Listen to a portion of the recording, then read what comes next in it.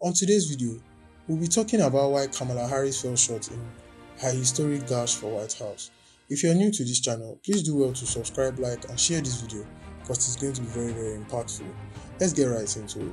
In September, Vice President Kamala Harris met with one of America's most powerful unions at its Washington headquarters. She said she would protect union jobs and workers' livelihood better than Donald Trump. But leaders of the International Brotherhood of Teamsters, long staunchly allied with her Democratic Party, appeared unconvinced.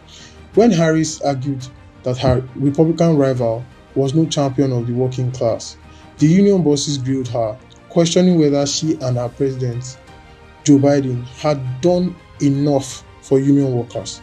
According to a Teamster leader who recounted the September 16 meeting to Reuters, within days, the union publicly embarrassed Harris by declining to endorse a Democratic presidential candidate for the first time since 1996. In the wake of Harris' loss in the 2024 presidential election, her tense exchange with union leaders underscores a critical failure of her campaign, connecting with working-class voters anxious about economy and high prices. Following Biden's dramatic withdrawal just months before Election Day, Harris threw her campaign together as if it were an airplane being built while in flight. Her advisors told reporters, the 60-year-old former prosecutor and US Senator pressed a case that Trump was a threat to democracy and women's rights while promoting a populist economic platform and a reproductive freedom. Her entrance upended a race that her party had looked set to lose. She made history as the first woman of color at the top of major party tickets. She triggered a surge in tourism and broke fundraising records, raising $1 billion in less than 3 months. She drew endorsements from celebrities ranging from pop star Taylor Swift to actor and former California Governor Arnold Schwarzenegger. But Harris' campaign ultimately failed to overcome deep-seated voters' concerns about inflation and immigration, twin issues that opinion polls showed favored Trump. Her loss underscores a profound shift in American politics over the past decade as blue-collar voters have turned increasingly Republican, a trend Trump appears to have accelerated. Harris also struggled to counter another Trump-era trend, a torment of misinformation unprecedented in modern US elections. An avalanche of misrepresentation and falsehood about her record was spread by the former president and amplified on right-wing websites and media, including to conspiracy theories on issues ranging from migrant crime to voters' fraud. When asked by Reuters during the race about misinformation amplified by Trump, his campaign officials typically either repeated the falsehoods or did not respond to requests for comment. By early Wednesday morning, Trump had won 279 electoral votes to Harris 223. With several states yet to be counted, the account of how Harris lost is based on Reuters interviews with Harris campaign staffers, White House officials, Democratic Party advisors, and close allies. It was also going to be a heavy lift. The US has only once elected a president, Barack Obama, in 2008 and 2012, who wasn't a white man, and the daughter of an Indian mother, Jamaican father, Harris, has risen higher in the country leadership than other women. The only other woman who gets as close as she did, Hillary Clinton, defeated by Trump in 2016, staked her candidacy in part of becoming the first female president. In the wake of Clinton's loss, Harris resisted putting her identity at the center of her campaign, said close aides and advisors. Instead, she tried to galvanize voters on issues that mattered to women and black voters in the election, from abortion rights to middle-class tax cuts and housing affordability. But those messages struggled to break through at a time when many voters were fixated on raising consumer prices during the first 3 years of Biden administration. Despite fairly strong economic growth, especially after a major global pandemic, most Americans weren't feeling like they were getting ahead economically, said Melissa Deckman, a political scientist and a chief executive of Public Religion Research Institute, a non-partisan research firm. The Harris campaign did not necessarily do a good job of explaining how her policies would help the middle class, or at least that message wasn't really resonating with a lot of voters. A majority of voters that said they trust Trump more to handle the economy, with 51% saying they did not compare to 47% to Harris. According to a preliminary national exit poll conducted by data provider Edison Research, and the voters who identified the economy as their primary concern voted overwhelmingly for Trump over Harris, 79% to 20%.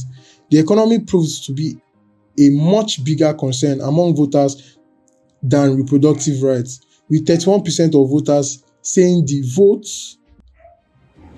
economy mattered most in deciding how to vote, compared with 14% who cited abortion. The election also saw a large gender gap.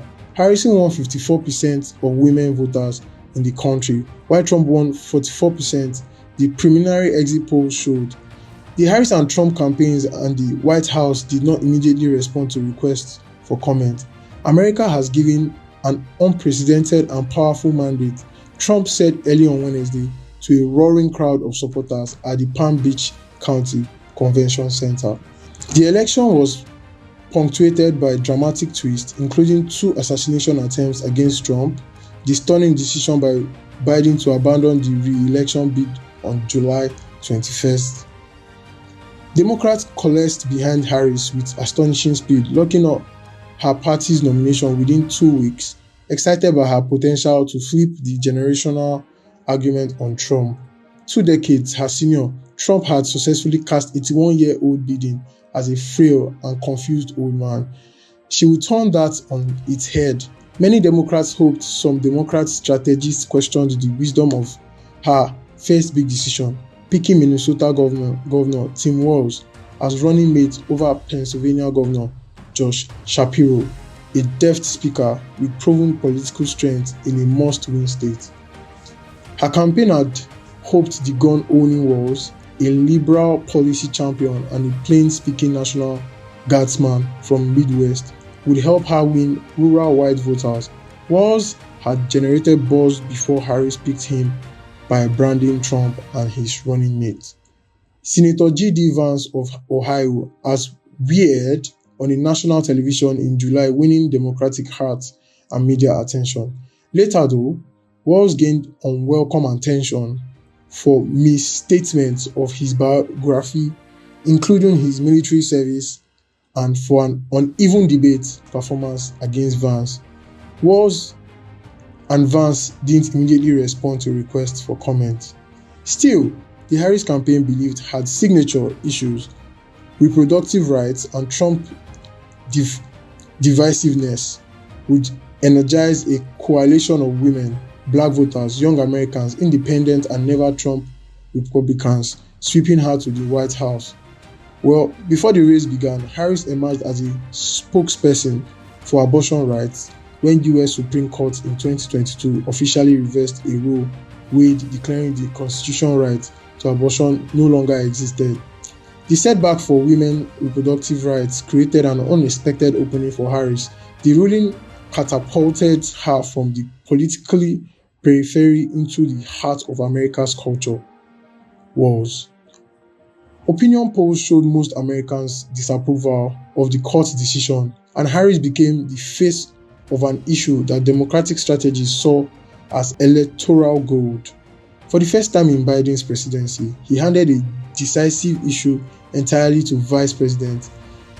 She went on the road speaking forcefully on a subject that played an outsized role in helping Democrats stave off expected bloodbath in 2022 congressional election. After the midterms, with the Democrats having held the Senate and swung to a slight minority in the House of Representatives, Harris was now seen as a viable future leader in the party.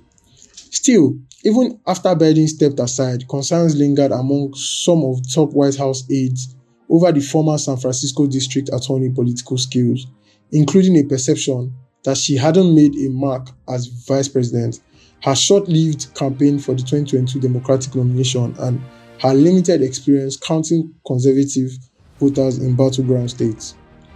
Some also questioned whether she could overcome a long history of racial and gender discrimination in the US. After securing the nomination, Harris initially put many of those concerns to rest. She revitalized and beleaguered democracy campaign, tracing record funding and grand swelling of support. She soon moved ahead of Trump in the polls, a sign she was speaking enthusiasm among voters, particularly among women. Trump had previously been seen as the frontrunner, partly based on his preserved strength on the economy after several years of high inflation under Biden. She aced her first big test, a September 10 televised debate against Trump, as Harris' team prepared for what would be her only in-person face-off with Trump. They focused on ways to unnerve the former president and draw attention to his frequent falsehood on policies, according to several aides involved in the preparation. Harris holed up in Pittsburgh with advisors and conducted mock debates for the primetime showdown. An aide said the strategy of his appeared to get under the rival's skin during the debate. She pressed Trump on the economy, Ukraine, healthcare, and the January 2021 Capitol riots and abortion, leaving him rattled and struggling to respond. Fundraising spiked. Her campaign said it's raised $47 million in 24 hours after the debate. Most voters thought Harris had won. Polls showed Trump shut down offers for another debate, claiming he would already beaten her. On a campaign trail, Harris mocked Trump's debate performance, including his comment that he had concept of a plan to replace a federal health care law as she gained in polls. Harris' campaign believed she was opening states that had been out of reach for Biden, including North Carolina, where the president had his narrowest loss against Trump in 2020, and where she was drawing even in the polls with Trump.